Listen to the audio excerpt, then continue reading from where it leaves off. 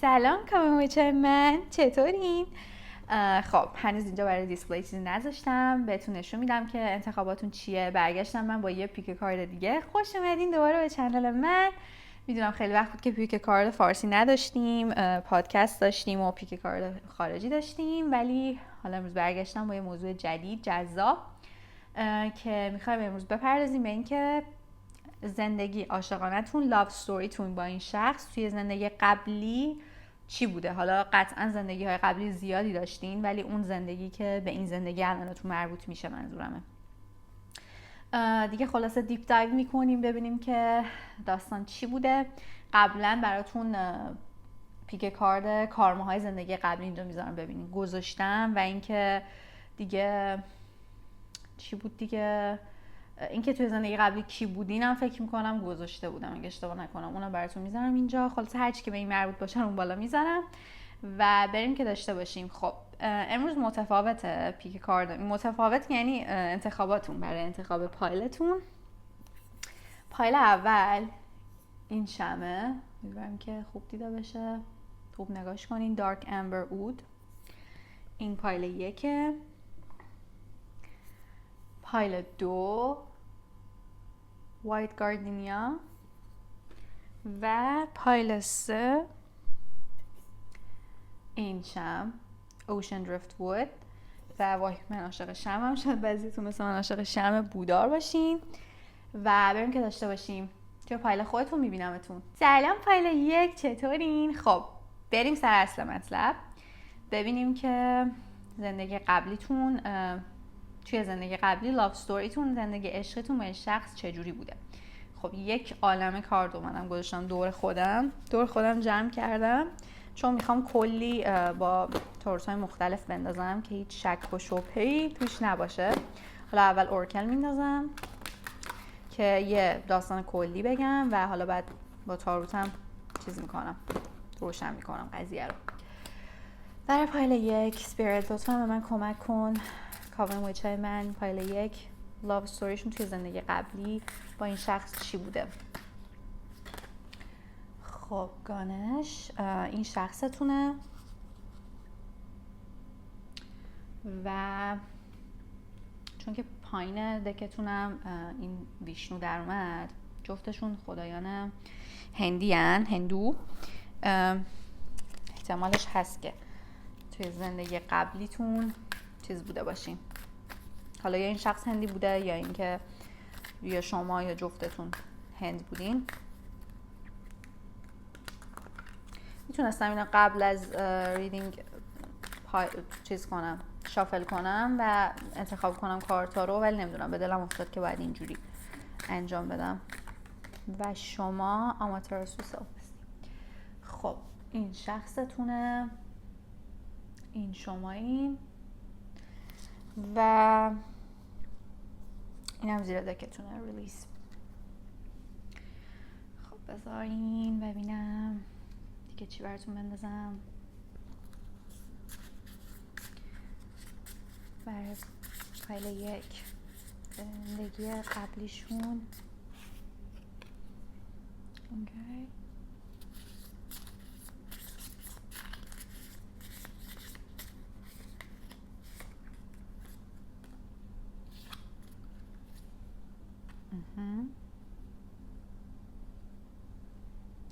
دارم که دیده بشه.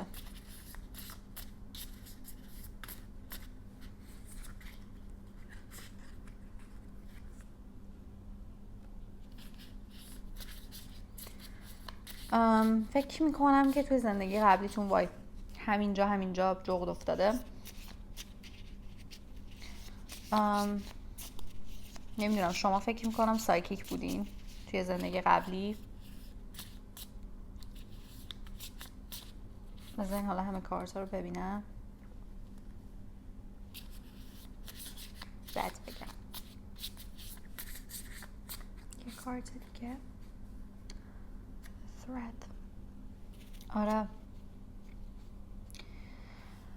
خب زیر دکتونم سایرنه و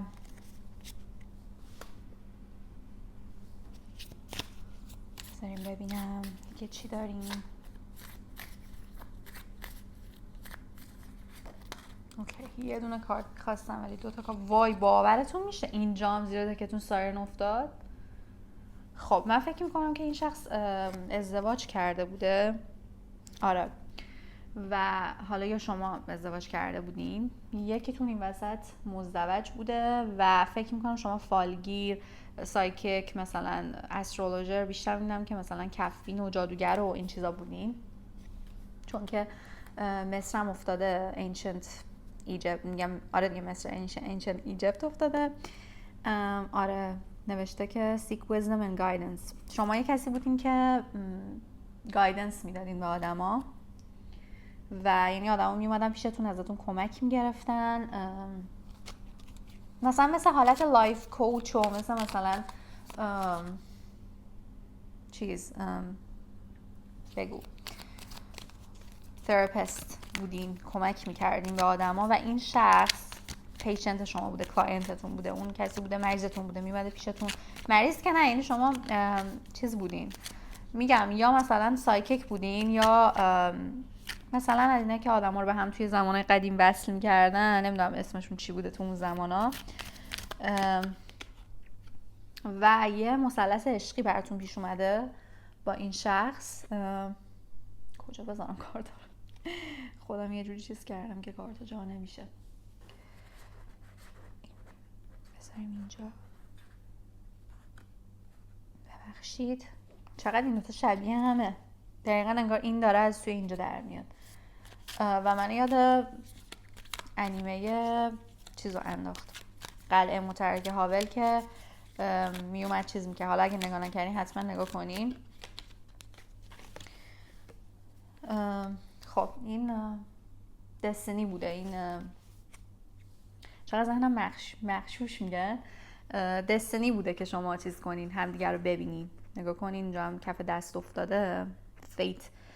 سرنوشت بوده که شما این شخص رو ببینید، ملاقات کنید و مثلا چیز کنید، با هم دیگه آشنا بشید، حالا اون داستانا رو داشته باشین.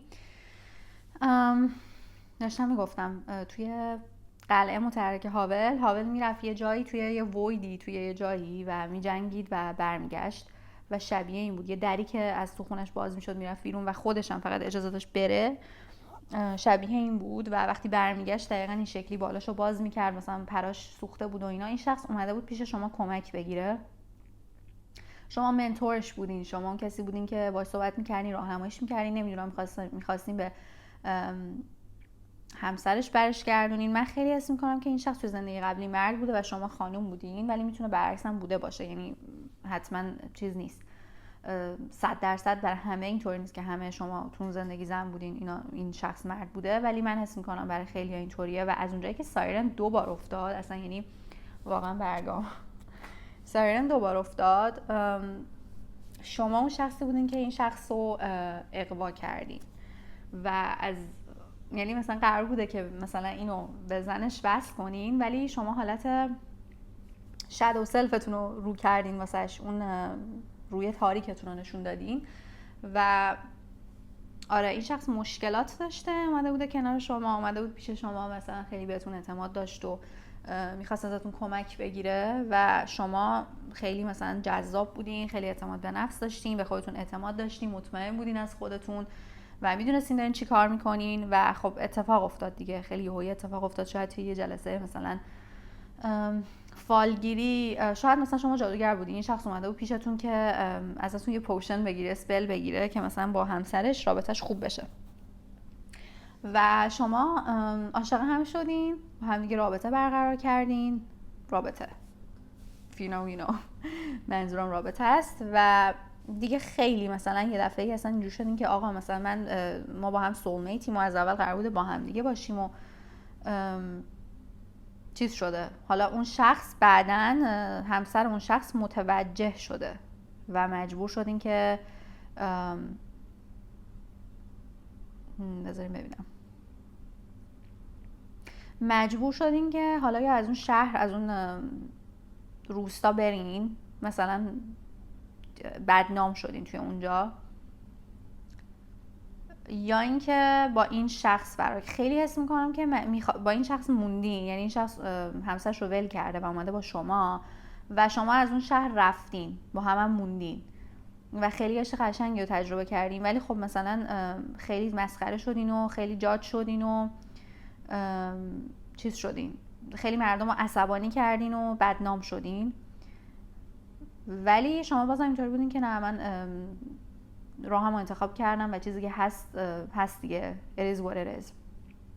و خوشحال بودین با انتخابتون، مطمئن بودین از اون چیزی که انتخاب کردین، دلتون میخواسته که باشین با این شخص، واسهتون فرق نمیکرده اگه پشت سرتون حرف بزنن بگن این آدم مثلا خونه خراب کنه، خرابه، نمیدونم هر چیزی که گفتن، خشمتون رو برانگیخته کرده ها. یه ذره آنا کارنینا رو میگیرم، چون آنا کارنینا رو اگه خونده باشین یا دیده باشین آخرش یه ذره مثلا دیوونه طور میشه، نمیگم به اون شدت، ولی مثلا یه ذره از اون حالت اعتماد به نفستون در اومدین، یه ذره مثلا حرفا بالاخره روتون تاثیر گذاشته، ویلج به ویلج حرفا میرفته، شنیده میشده، مثلا میگفتن فلانی با فلانی فرار کرده، نمیدونم بچه‌شو ول کرده فلان.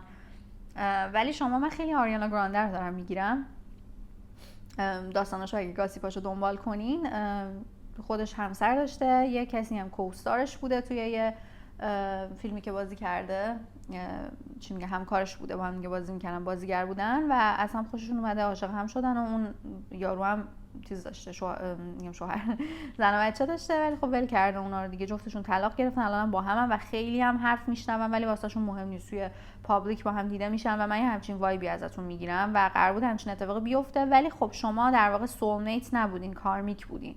یعنی این اتفاق افتاده، شما رو کارمیکی تر کرده که توی این زندگی الان شاید همچین اتفاق مشابهی واسهتون افتاده و مثلا یکی اومده این طرف رو از شما گرفته. احساس میکنم که این شخص نمیتونه خیلی مشکلات خودش رو به راحتی حل کنه، حتما باید یه کمکی بگیره از کسی و به شدت آدم چیزیه،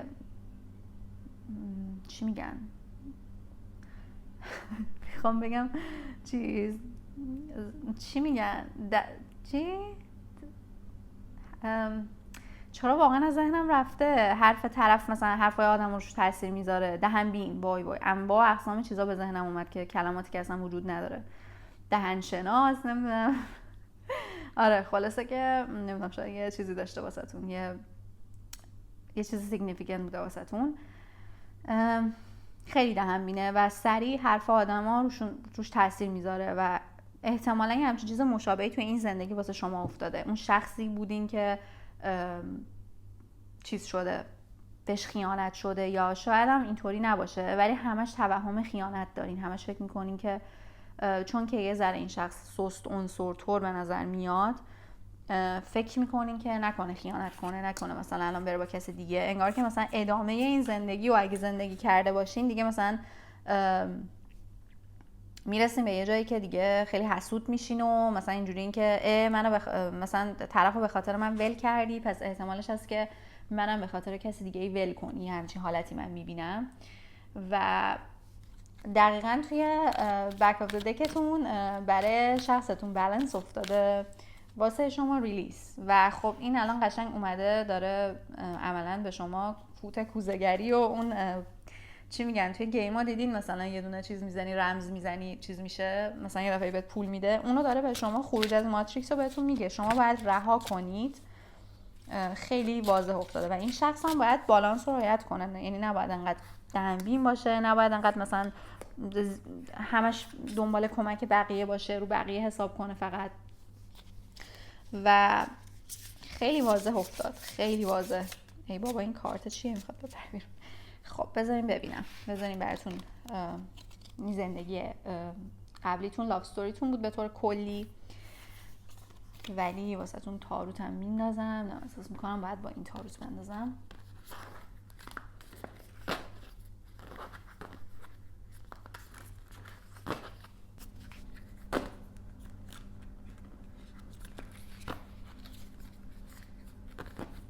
شاید این شخص چشم پزشک باشه یا نمیدونم اون دهن شناسی که من گفتم، نمیدونم دندون پزشک، یه چیزی ربط به این داره. برای پایله یکم لطفاً اسپیریت بهم بگو که در ادامه برای این لاف ستوری زندگی قبلیشون چی باید بدونم. اوکی، همشه دستم چیز میفته.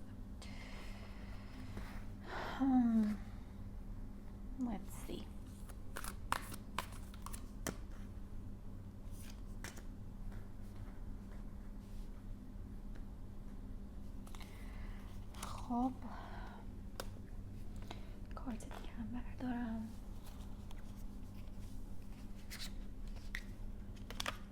Knight of Pentacles, Judgment, Six of Swords, Page of Swords.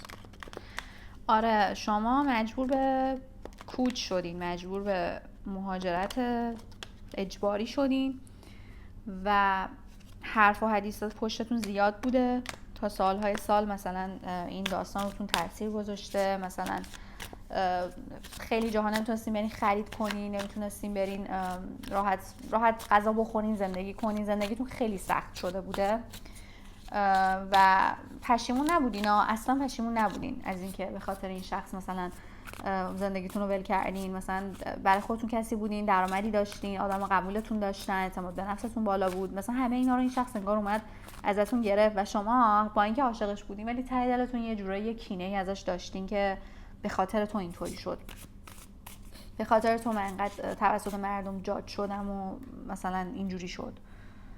و بله شما جادوگر بودین، فالگیر، سایکیک. تو این زندگی هم میتونین هنوز احتمال خیلی زیاد یه سری از این تریت ها رو داشته، یعنی مثلا این ویژگی ها رو داشته باشین، مثلا حس شیشمتون قوی باشه یا اصلا خودتون تاروت بلد باشین.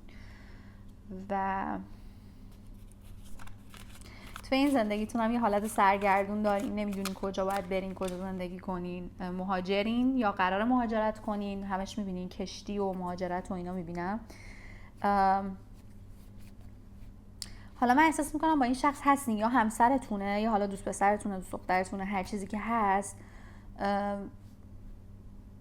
انگار که مثلا یا شما یا این شخص، بیشتر شما میبینم اصرار دارین که بریم از اینجا، بریم مثلا بریم یه جای دیگه و این شخص میگه که خب بابا برای چی، مثلا داریم زندگیمونو میکنیم دیگه، واسه چی باید بریم، چرا اینجوری میکنی؟ ولی انگار شما اصرار دارین که نه باید بریم، همش توی تشویش هستین، همش دنبال تغییرات هستین، دلتون نمیخواد یه جا بند باشین، استرس میگین، استراب میگین، دوست دارین دنیا رو بگردین، دوست دارین نمیدونم بکپکی زندگی کنین، مثلا کوله پشتی داشته باشین بریم مثلا همه جا رو زندگی کنین. و این شخص انگار اینجوریه که نه من دلم نمیخواد، من میخوام یه جای استیبل باشم. و این شخص احساساتیه، شما رو بیشتر دوست داره، میبینم که شما ازش یه ذره فرارین، یه ذره نه فراریه ولی مثلا این شخص شما رو بیشتر دوست داره. شاید خودتون فکر کنین که شما بیشتر دوست دارین ولی این شخص بیشتر حداقل به شما وابسته است و اینطوریه که انگار مثلا شما بیشتر لید میکنین این رابطه رو. مرد داستان شاید اون باشه ولی شما مثلا مردا چیز میکنین، رهبری داستان رو میگیرین دستتون، گرفتین دستتون. و خیلی مواظب باشین چون حالا مثلا من که دکتر نیستم بخوام قطعا نظر بدم قطعی، ولی ممکنه مثلا دو قطبی داشته باشین یا borderline disorder، حتما چک کنین با یه تراپیست. در بعضیاتون میبینم از زندگی قبلیتون اومده، اگه مثلا مشکلاتی مثلا یا افسردگی و اینا دارین که البته حل میشه ولی خب باید حتما بهش رسیدگی بشه دیگه. و اینکه انگار مثلا اون زندگی نکرده یه زندگی قبلیتون رو میخواین این زندگی ادامه بدین. زندگی قبلیتون همش کوچ میکردین این ور اون ور و حرف و حدیث پشت سرتون بود و شما نتونستین یه زندگی راحت داشته باشین با خیال راحت و شما اینجورین که همش توی این زندگی میخواین مثلا چیز کنین، میخواین برین یه جایی که انگار مثلا جای شما باشه و درسته که الان حرف و حدیثی نیست پشتتون ولی انگار مثلا آروم و قرار ندارین دیگه، میخواین برین یه جای خودتون رو پیدا کنین، جایی که توش آروم و قرار داشته باشین رو پیدا کنین و تا موقعی که اونجا رو پیدا نکنین، تا موقعی که هی نرین مثلا نگردین اون جایی که میخواین رو پیدا کنین و حس خونه بهش داشته باشین، آروم نمیگیرین. حس میکنم میشنوم و دلیلش اینه اگه تا الان اینجوری بودین که چرا من مثلا یه جا سرل داون نمیشم، چرا یه جا رو مثل خونه خودم نمیدونم، چرا مثلا رابطم بد نیست ولی همش مثلا میترسم خیانت کنه یا مثلا چه میدونم یه همچین حالتایی دارین، به خاطر اون زندگی قبلیتونه. و همین دیگه، امیدوارم که دوستش داشته باشین و براتون رزونیت کرده باشه. حتما تو کامنت ها بهم بگین، واقعا خیلی دوست دارم بدونم که مثلا شاید این پایل برای خیلی ها رزونیت بکنه ولی هر کدوم با داستانهای متفاوت، مثلا یکی یه چیزی بگه یکی یه چیز دیگه بگه ولی خب همشون یه چیز مشترک داره. حتما بهم بگین توی کامنت ها. و یکی دوتا چیز بود که حواسم هست، اگه اون کسایی که توی کامنت ها قبلا گفته بودی نمیدونم خودشناسی و اینا بذار، حتما حواسم هست براتون میذارم. نگران نباشین. ولی اگه هم چیزی به ذهنتون میاد که دوست دارین توی پیک فایل‌های بعدی، موضوع بعدی ببینین، حتما بهم بگین. کلی دوستتون دارم. توی ریدینگ بعدی میبینمتون. خدافظ. سلام فایل 2، چطورین؟ خوش اومدین به کانال من. دوباره بریم ببینیم که توی زندگی قبلیتون لاو ستوریتون با این شخص چی بوده. بریم که داشته باشیم.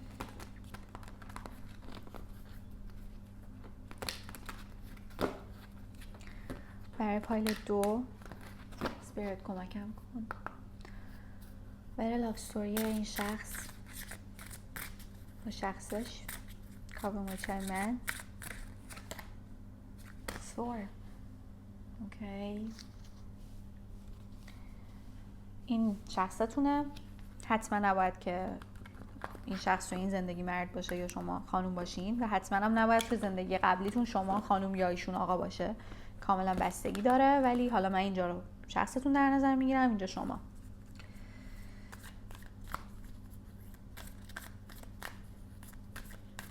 یعنی عاشق اینم که مثلا پس لایف بگم، سر در بیارم از داستانای آدما. شما هم اینطورین؟ مثلا خودتون خیال پردازی میکنین که مثلا چه میدونم بگین مثلا حتما توی زندگی قبلی اینجوری بوده، یا مثلا قبلا اینطوری بوده. کلا در مورد آدما من خیلی فکر میکنم، برای خودم خیال بافی میکنم، خیلی ایمیجینیشن قوی دارم. نمیدونم شما اینجوری یا نه، حتما بهم بگین. خب شما هکتی و بریم که از این کارتا بندازیم. کارتا زر بر زدن سخت. برای پایل 2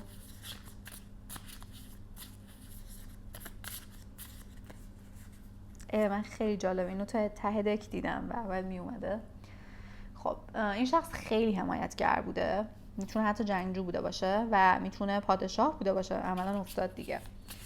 یا اینکه اگه خودش هم پادشاه نبوده، برای شاه، برای حالا پادشاه یه جایی، حالا هر جا که بوده، این میخواست بیاد بیرون، شیطون بلا،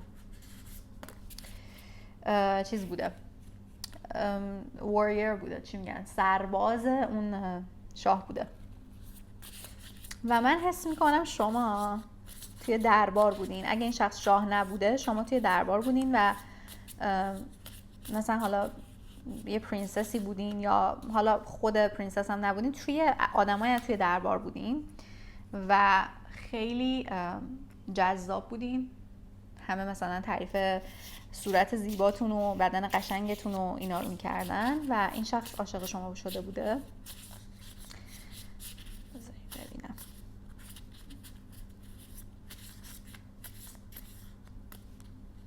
و انقدر آدم دورتون بوده، انتخاب کردن براتون سخت بوده. اینجوری بوده که آهنگه میاد تو ذهنم، با این دیگه کیه؟ پس اون چیه؟ یکی به هم بگه. وای نگاه کن، عشق من کیه؟ اینطوری بوده واسهتون. ببینید چقدر انتخاب داشتین و اصلا اینجوری که نمیدونم کدومو بردارم. سودر بهش میگن، سودر خواستگار میشه زیاد داشتین. میخواست بیاد بیرون و زیاده کتونم اینم. من احساس میکنم اولش داشتم واسه خودم آهنگ آناستازیا رو میخوندم. جالب، این برای پایل قبلی هم اومد ولی برای شخصشون. داشتم آهنگ کارتون آناستازیا رو میخوندم و خب آناستازیا داستانش اینه که توی مغزم هنگ کرد، توی چیز تزار، خانواده سلطنتی تزار، انقلاب روسیه اتفاق میفته و این خانواده طرد میشن و بعد حالا توی واقعیت که همشون کشته میشن، ولی حالا توی کارتون اینطوریه که آناستازیا میمونه و حالا بعداً به یه سبکی پیدا میشه. اگه ندیدین که حتما ببینین، اگه قبلا هم دیدین دوباره هم ببینین. ولی دقیقاً این ستورمی که من الان زیر چیز دیدم، زیر دکتون دیدم، حس میکنم که چیز بوده، اینطوری بوده که یه اتفاقی افتاده توی سلطنت و این سلطنت از هم پاشیده، اون کشور از هم پاشیده. باورم نمیشه این افتاده بود اینجا برای پایل قبلی. نمیدونم، شاید 2 تا پایل رو دارین نگاه میکنین. حتما اگه 2 تا پایل رو نگاه میکنین بهم بگین، برام جالبه که 2 تا از زندگیاتون رو دارین نگاه میکنین. اگه دوست ندارین نگاه نکنین، این کاملا بستگی به شهود خودتون داره که بهش جلب شده باشین یا نه. چی داشتم میگفتم، این شخص میتونه دو حالت داره. برای بعضی تو این شخص شورش کرده که خودش پادشاه بشه. برای بعضی تو این شخص میخواسته با شما ازدواج بکنه که از طریقتون پادشاه بشه و یا شورش کرده یا با شما میخواسته ازدواج کنه که بچه دار بشین و بچهش بشه ولیعهدطور و چیز بشه دیگه، مثلا پادشاه بشه از طریق شما. و یا اینکه برای بعضیاتون هم اینطوری میبینم که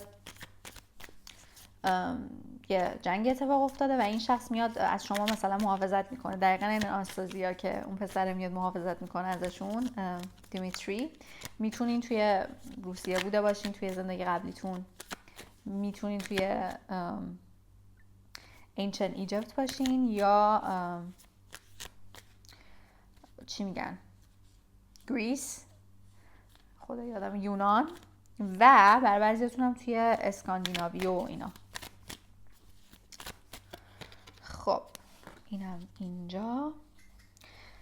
این رابطه خیلی کاملا خب مشخصه، فیت هم افتاد، خیلی خیلی برنامه‌ریزی شده توسط اسپیریت بوده و باید اتفاق می افتاده، اصلا ردخور نداره، یعنی باید پیش می اومده. اصلا هیچ چیزی خب توی این دنیا چیز نیست دیگه، اتفاقی نیست، ولی این قشنگ خیلی مهمه چون به هر حال دیگه یه سلطنتیه و توی چی میگن یه کشور، توی سرنوشت کشور هم تاثیر میذاره و خیلی مهم بوده. آدم مهمی بودین جفتتون، خیلی آدم باهوشی بودین، در کنار اینکه خیلی زیبا بودین و جذاب بودین، خیلی باهوش بودین و خیلی پیکی بودین. هر کسی رو انتخاب نمی‌کردین، میدونستین که یه چیز دیوتی دارین،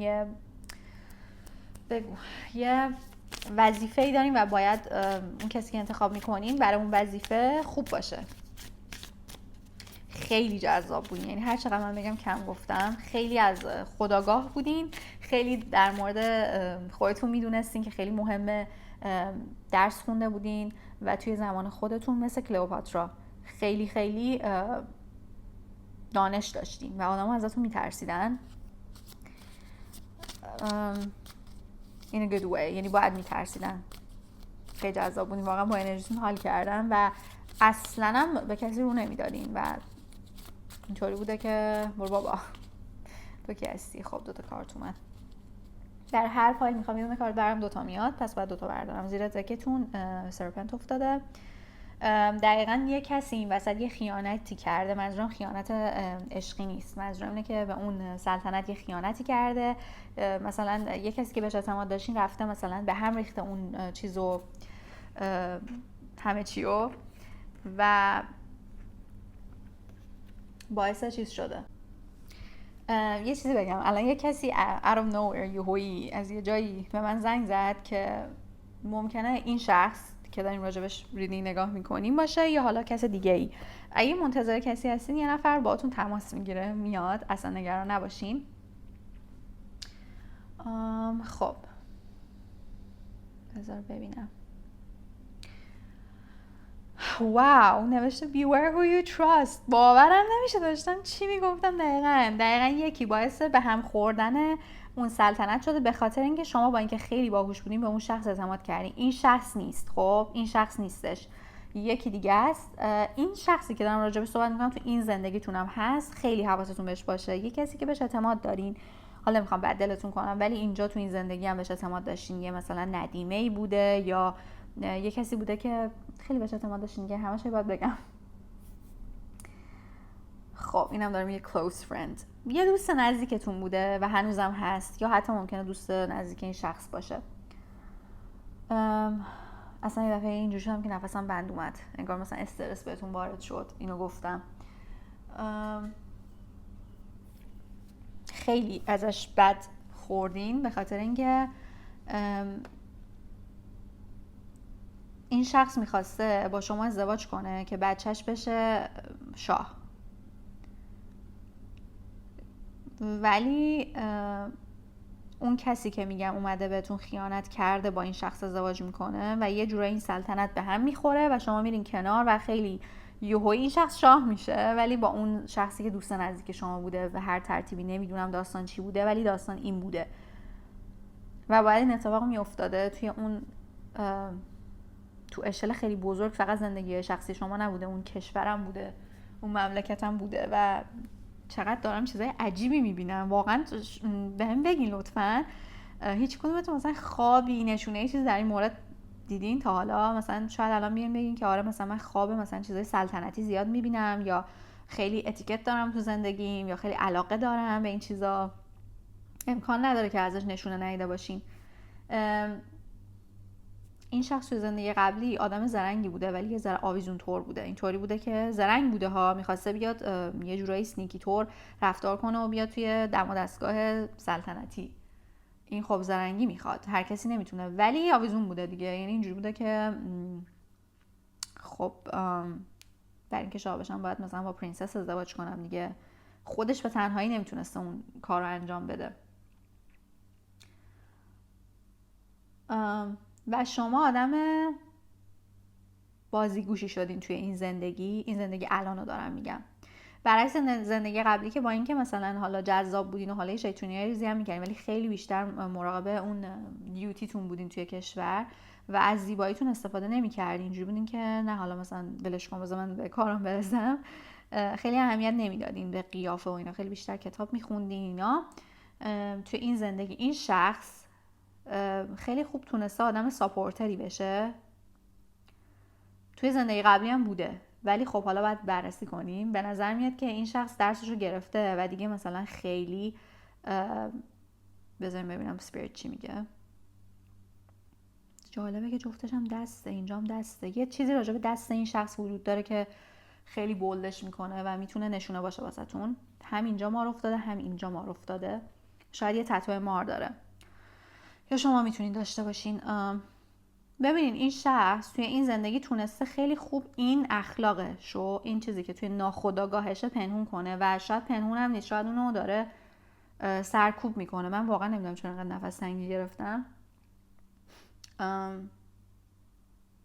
توی این زندگی خیلی ساپورتر تره و خیلی مهربونه و نشون نمیده که میتونه این روح هم داشته باشه. و شما آدم شیطونی شدین، خیانت ممکنه بکنید، با افراد مختلف برین چون این پلی افتاده زیر دکتون و هیلینگ هم افتاده. میدونین دارین هیل میشین از زندگی قبلی و اومدم بگم که خب مثلا حالا رعایت کنیم مثلا چیزو، بالانسو، که خیلی هم نریم به اون سمت از اون ور بوم بیفتیم. ولی اسپیریت گفتش که این آدم، شما استراب دارین، از استراب رنج میبرین، حتی اگه خودتون ندونین خیلی استراب میگیرین، سعی میکنین نشون ندین، بریم مثلا چه میدونم پارتی کنین اینا، زیر این پنهون کنین، ولی واقعا آدم استرسی هستین به خاطر این ترامای خیلی وحشتناکی که چیز کردین. چون حتی اینم میبینین این سربازه، این آدم سرباز بوده، سرباز محافظتون بوده. میتونه حتی این شخص بوده باشه برای بعضیاتون که مثلا باید ازتون محافظت میکرده ولی شما رو داده لاکار و خودش رفته شاه شده برای بعضیاتون. ولی برای بعضی دیگه تو همون داستان نفر شخص سومیه که گفتم. هنوز شما اون نکتار و اون چیزو در اون مایه رو درونتون دارین، اون ملکه بودن و خیلی مثلا شاید دیسیپلینی باشین و اینا. و اینکه اومدم آره بگم که مثلا رعایت کنید و اینا، یه دفعه دیدم که اسپیریت گفت نه هیچی نگو. گفت هیچی نگو، این شخص خودش میدونه داره چیکار میکنه و هیل میشه. مواظب خودتون باشین ولی راهتون درسته. حتی شاید این سوالو کرده باشین که نکنه این راهی که دارم میرم اشتباهه، نکنه مثلا دیگه دارم زیاده روی میکنم، ولی اوکی شاید زیاده روی باشه ولی این اتفاق باید بیفته، توی فیتتونه و شما باهوش‌تر از این چیزای این هستین که خودتون ندونین دارین چیکار میکنین. و اسپیریت دیگه خودش شخصا وارد عمل شده، اومده بوده اینجا، داره میگه که من هستم بالا سر این رابطه. وای باورم نمیشه هیلینگ افتاده، شما دارین هیل میشین، شما دارین جفتتون هیل میشین و مثلا شما مثلا به خاطر اینکه خب ترامایی که سر شما اومده، این شخص کارماشو گرفته، خیلی کارمای سنگینی واسه خودش درست کرده، چون میگم فقط این رابطه نبوده، یه کشور در میون بوده و شما یه تراما داشتین، یه کارمایی که باید ازش هیل بشین و میشنم باید بهتون بگم که دارین درست پیش میرین، اصلا نگران نباش. خب بذار ببینم که با چه دکی بندازم. یه دک سنگین تر میخوام چون واقعا داستان سنگینی بوده و خیلی روم تاثیر گذاشته. چقدر قشنگ بوده داستانتون. حتما میارین از شخصیتتون، از حالا خودتون، شخصتون، چیزی که تجربه میکنین، حساتون بهم بگین. واقعا دوست دارم بدونم این آدم مهم کیه. آدم مهمی بودین واقعا. خوش آمد. خب که آدمای مهم هستین دیگه. کلا چنل من همیشه آدمای خفن میان، بخاطر اینکه همه ارتعاشی. مثلا فایل قبلی حرف جادوگر خفنی بوده.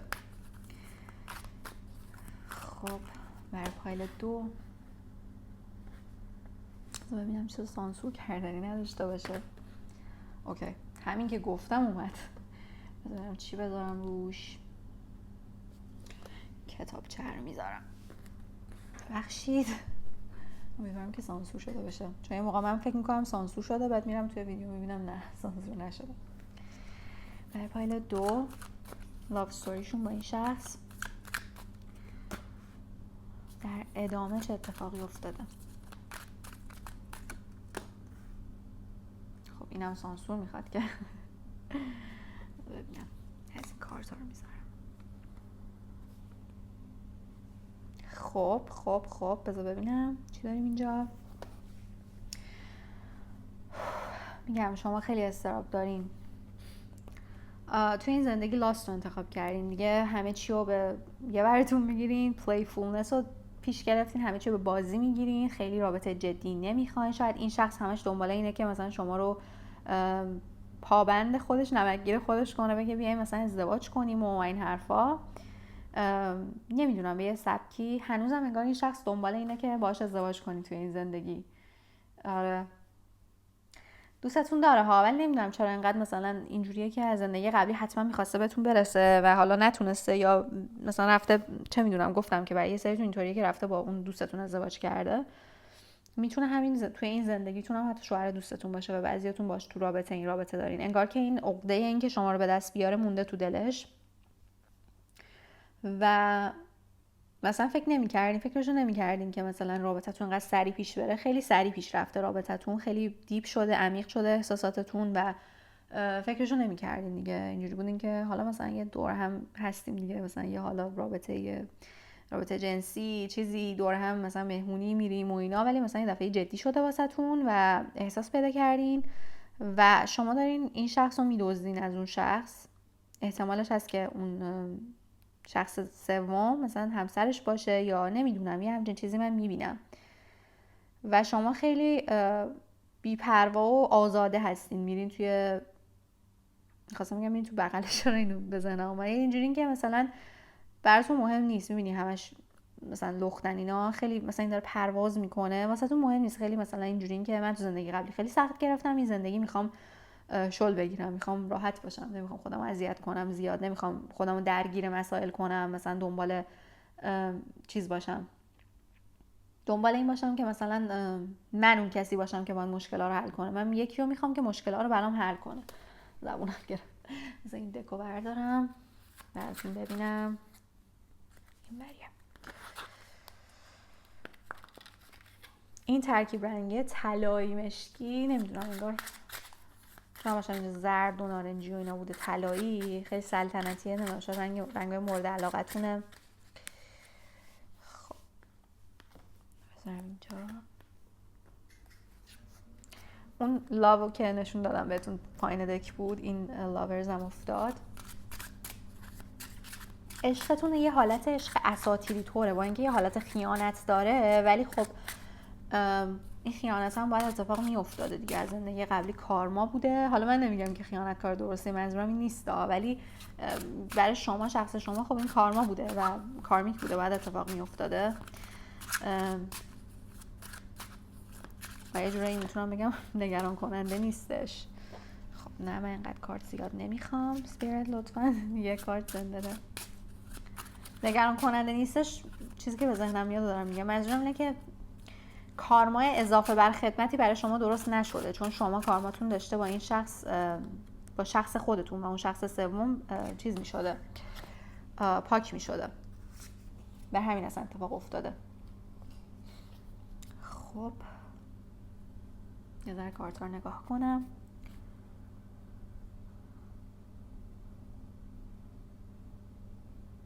آره این شخص شخصیت جنگجو داره هنوز درونش، بجنگه، خیلی انگار دلش میخواد برای شما بجنگه و اینجوریه که من تو رو میخوام، مثلا جدا میشم، مثلا ولش میکنم. نمیدونم، شاید هم برای شما مثلا این نباشه ها الان در حال حاضر، ولی برای بیشترتون 99% من اینو میبینم. جالبه، پایل قبلی هم نفر سوم داشت ولی اصلا کاملا یه انرژی دیگه، یه داستان دیگه، یه جور دیگه. شما wish fulfillment این شخص هستین. یعنی چی؟ یعنی نهایت آرزوشین دیگه. مثلا آرزوشین که میخواد برآورده بشه حتما. وای 3 of cups 3 نفره توی این داستان، 3 نفر هستن. یاد پرنسس دایانا افتادم. توی مصاحبه آخرش میگفتش، فکر میکنم مصاحبه آخرش بود دیگه، گفتش که نمیدونم مصاحبه آخرش بود، نمیدونم حالا اینو مطمئن نیستم. توی مصاحبهش میگه که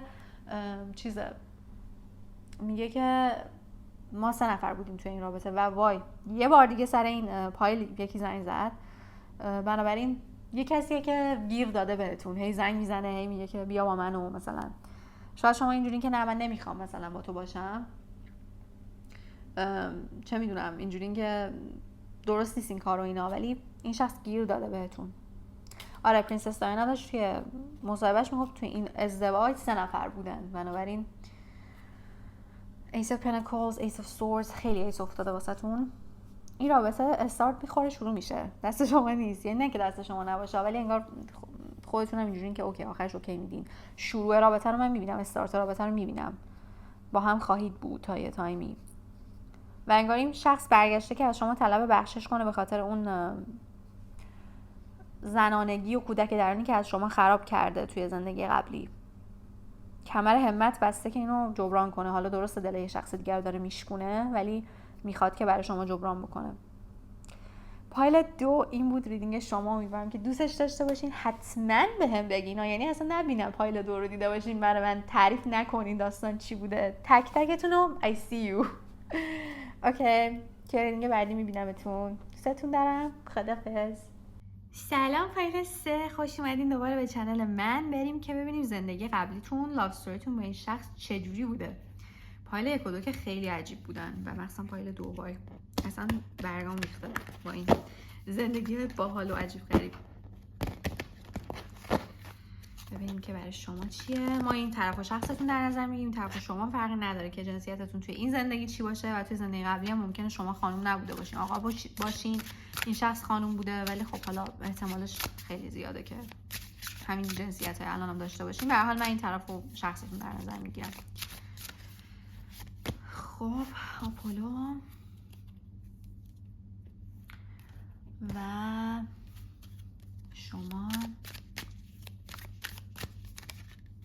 که داشت میافتاد.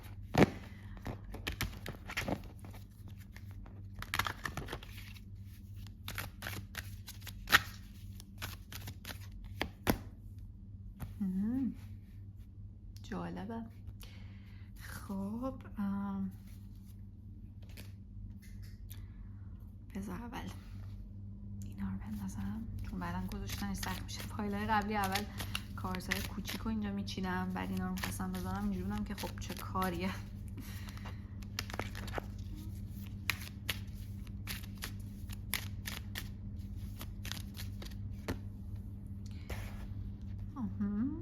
خب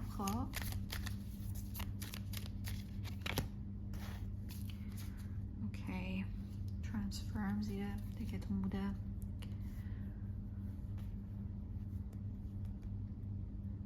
برام که صاف باشه. خب بعد 2 تا کارت.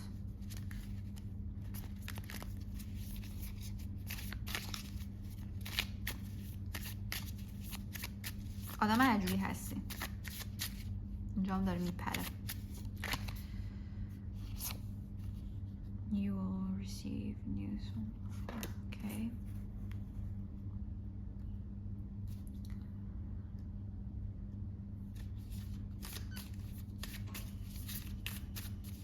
زندگی قبلیشون یه کارت میخوام، 3 تا کارت بهش میداد. Winds of change. Your surroundings will undergo transformation. چطور ممکنه شما من بگین انقدر همه چی درست باشه؟ transformation، transform، transition، اصلا چیزی ندارم بگم. خب و کارت کوچولوها.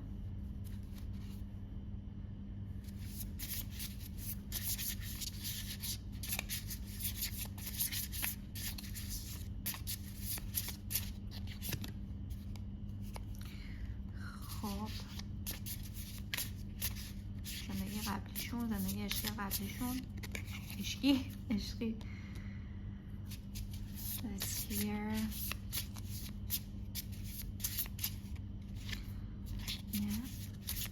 یه دونه spirit. The shaman. و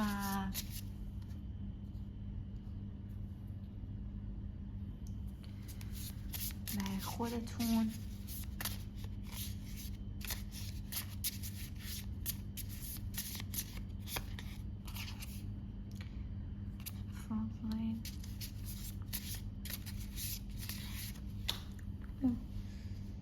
افتاد کارتا و تعداد کارتا زیاده. برید دونه دونه به هم بده لطفا. اوکی. خب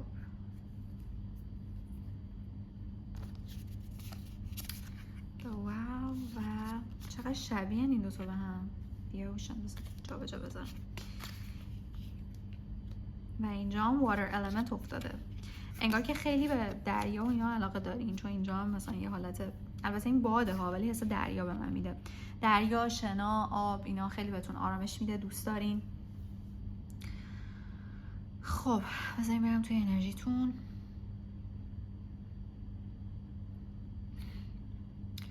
شما دو نفر چه زندگی قبلیتون جفتتون جنگجو بودین، میتونه جفتتون آقا باشین یا جفتتون خانوم، یا حالا همون ایشون آقا شما خانوم، میتونه برعکس هم باشه ولی همه اینا میتونه باشه چون بر همه خب متفاوته. می جنگیدین، توی جنگ بودین، یه حالت توی سپاهی بودین. فکر میکنم شما خانوم بودین، این شخص آقا، و شما مثل مولان یا خودتون رو مثلا آقا جا میزدین، یا حالا همه میدونستن که خانوم هستین ولی مثلا میگفتن تو ضعیفی فلانی بیساری. شما رو اصلا جدا کردن، یا متوجه شدن که خانوم بودین و بیرونتون کردن، یا چون مثلا میگفتن تو زنی قوی نیستی با اینکه خیلی هم قوی بودین، جنسیتیش کردن قضیه رو و شما رو بیرون کردن و جدا کردن از هم. کاملا افتاده که یه دریا بینتون فاصله، یه اقیانوس بینتون فاصله افتاده و اینجا افتاده you will receive news from afar، یعنی از دور دست بهتون خبر میرسه. همش انگار خیلی اینجا اشک‌ها افتاده، گریه کردین، دور شدین و خیلی خواستین فرار کنین. این شخص خواسته فرار کنه، فراریتون بده، یا میتونه شما مثلا کلا یه حالت زندانی بودین که این شخص برای بعضیاتون فراریتون داده. آره برای بعضیاتون این بوده، برای بعضیاتون شما زندانی بودین و این شخص فراریتون داده و خیلی خیلی گریه اینجا میبینم، گریه، اشک، احساسات، و به هم قول دادین. اینجا قول افتاده، قول دادین که دوباره همدیگه رو خواهید دید، دوباره به همدیگه میرسید یه جایی، و من نمیبینم توی این زندگیتون همدیگه رو دیگه دیده باشید. آره بذاریم برم سر اصل مسئله چون کاملا داستان رو گرفتم و میخوام ببینم چی شد. شما فکر میکنم که همدیگه رو ندیدین چون زیر دکتون همین افتاده بودی، هستن که مثلا قولی سر قبر گذاشته شده باشد، مثلا قبر طرف رو دیدین، مثلا توی جنگ، توی مثلا یه جایی مرده، فوت شده و کلا زندگیتون عوض شد بعد از این داستان. اگه این شخص شما رو فراری داده باشه ممکنه اعدام شده باشه. زندگی شما عوض شده. فکر میکنم، حس میکنم که زندگیتون خوب شده، حتی مثلا با یه شخصی ازدواج کردین، پولدار شدین، زندگی خوبی داشتین، ولی میبینم که مثلا بعدا اومدین قبرش رو دیدین، یا اگه هم ندیدین مثلا همش دنبال قبرش میگشتین، یا برعکس اون دنبال قبر شما میگشته. دیگه هم دیگه رو ندیدین. خیلی غم انگیز بوده این داستان. پایل 3 عزیزم، باورم نمیشه یادم اومد شما پایل 3 بودین و اوشن. وای وای وای، این واقعا دیگه خودتون دیدین همش چیزای دریا و آب و اینا افتاد و گفتم دوست دارین. اصلا یادم نبود که پایل شما آبه و همش میگن رنگ آبی و اینا. خب یه دریا بینتون فاصله بوده. بعضیاتون توی دریا نمیدونم این شخصی شما غرق شدین یا نه، خیلی کم احتمالش، شاید برای یه نفرتون اینطوری باشه. همین حس نمیگم، احساس میکنم اون دریا براتون یه نشونه خوبه، یه چیزی که دوستش دارین، نه یه چیزی که توش مثلا یه اتفاق بد افتاده. یا شما رو از طریق دریا، راه آبی فراری داده این شخص. آره، جنگ، به خاطر شما با خیلیا جنگیده و اذیت شده، به جون خریده دیگه شما رو فراری داده، یا حالا مثلا اگه شما رو بیرون کردن از اونجا چیز کرده، به خاطرتون مثلا با خیلیا جنگیده، خیلیا رو کشته.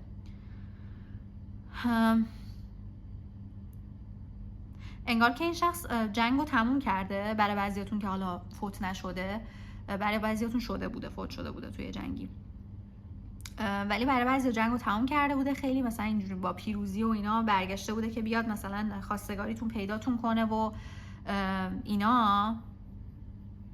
منم داستان چی بوده که پیداتون نکرده یا پیداتون کرده، و فکر میکنم برای بعضیاتون اومده و دیده که شما ازدواج کردین و از دور فهمیده و اصلا نیومده جلو که مثلا چیز کنه دیگه، مثلا آرامشتون رو به هم بریزه. اون آرامشتون رو دیده، گفته که ولش کن، و اصلا شما فکر میکردین که این آدم مرده یا کلا ازش دیگه خبری نداشتین. آره، دلش آتیش گرفته. بذاریم ببینم. آره، دیده که وضع مالی خوبی دارین، شوهر خوبی دارین، آدم خوبیه، مثلا پرسجو کرده و اینجوری بوده که آره سر به بیابون گذاشته، رفته اصلا هرمیت شده. مثلا من شامنم اینجا دیدم قبلا، خب یه جنگجو بوده. برای بعضیتون این شخص رفته شامن شده، رفته اصلا کلا توی معنویات و مثلا اینا و دیگه میگم سر به بیابون گذاشته دیگه. ولی خب مثلا برای اونم خوب شده که یعنی سرنوشتش بوده دیگه. آب، دریا.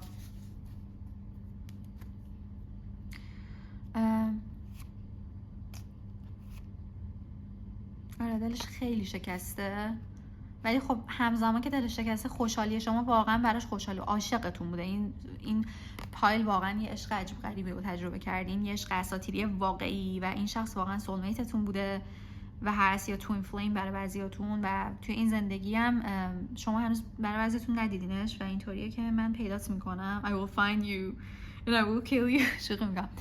گفته که من به هم قول دادین که دوباره همدیگه رو ببینین و به هم گفتین من تو رو بالاخره پیدا میکنم، و شاید تو این زندگی دیدینش ولی هنوز یا نمیدونین اون شخصه یا به دلتون نشسته دوستش دارین، ولی نمیدونید چجوری نمیتونین توضیحش بدین که آقا این حسی که دارم تجربه میکنم چیه. مثلا اصلا دیگه نمیتونین چی بخورین، عاشق شدین، اینطوری این که چجوری بهش بگم، چجوری یه کاری کنم نوتیس کنه، بفهمه من وجود دارم. یا برعکس هم میتونه باشه ها، ولی من احساس میکنم شما زودتر پیداش کردین، چون تو زندگی قبلی اون دنبالتون گشته، این سری شما دنبالش دارین میگردین. و انگار که اون آرامشی که داشتین توی زندگی قبلی و هم چون نجاتتون داده و یا به خاطر اینکه مثلا زندگیتون رو دیده و دیگه نیومده سراغتون و گذاشته که زندگیتون رو بکنین، آرامشتون هم انگار میگین که من به خاطر تو مثلا به مدیون تو هم و میخواین که حتما جبران کنین. و الان انگار این شخص رو دیدین، ولی خب مثلا خیلی نه که بگم سرده، ولی خیلی مثلا شیک و مجلسیه، چی میگن، خیلی جدیه و مثلا شما رو زیاد ندیده، نفهمیده. یه جا مثلا انگار رفتین توی جای رسمی دیدینش، من اینجا میبینین نگاه رو میبینین که مثلا طرفو دیدین، چشتون چشش افتاده و میگین که خدای چجوری خودم بهش بفهمونم، و نمیدونستین تا الان چرا اینو حس میکنید، یا حالا برای بعضیتون باشم دوست شدین ها، ولی اولین بار یه همچین حسی داشتین جفتتون با هم دیگه و اینجورین که مثلا چرا، چجوری بوده. داستان این بوده. حتما تو کامنت ها به من لطفا بگین که این داستان چیه، چون من عاشق این عشق شدم، واقعا عاشق این عشق شدم، حس خیلی خوبش دارم. و همین دیگه فایل 3. امیدوارم که ریدینگتون رو دوست داشته باشین. توی کامنت ها حتما بهم بگین که چجوری براتون رزونیت میکرده. و همین، دوستتون دارم. خدافظ.